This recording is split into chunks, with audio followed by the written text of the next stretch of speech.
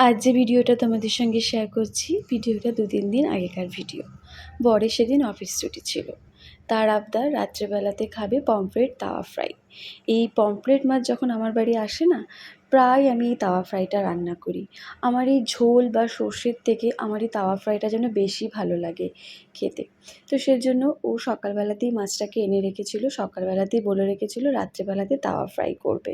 সেজন্য ওকে বসিয়ে দিয়েছি রসুন ছাড়াতে। আমি বললাম যে একটু রসুনটা ছাড়িয়ে দাও।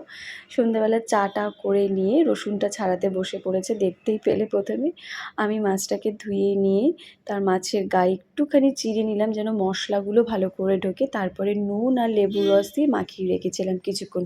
তারপরে যে মশলাটা যে রেডি করব তার জন্য ধনেপাতা, পুদিনা পাতা, কাঁচা লঙ্কা, রসুন ভালো করে মিক্সিতে পেস্ট করে নিয়ে মাছের গায়ে একদম মাখিয়ে ঝুঁকিয়ে নিতে হবে। একটু বেসন দিয়েছি যেন টাইট হয় জিনিসটা।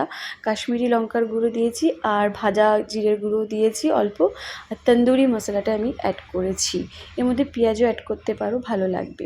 ভালো করে মেখে ঝুঁকিয়ে মিনিমাম 1 ঘন্টা মতন আমি রেস্টে রেখেছিলাম। তারপর একটা তাওয়ার মধ্যে বাটার ব্রাশ করে মাছগুলোকে ভেজে নাও। ব্যাস রেডি পমফ্রেট তাওয়া ফ্রাই।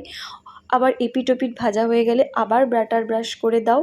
একদম তন্দুরির মতন লাগবে আর খেতে দারুণ টেস্ট হয়। তোমরাও একটু বাড়িতে এরকমভাবে করে খেও। তো আমাদের তো পমফ্রেট তাওয়া ফ্রাই রেডি। চলো তাহলে ভিডিওটা এখানেই শেষ করলাম। যদি ভালো লেগে থাকে একটা লাইক কমেন্ট করে যেও। টাটা।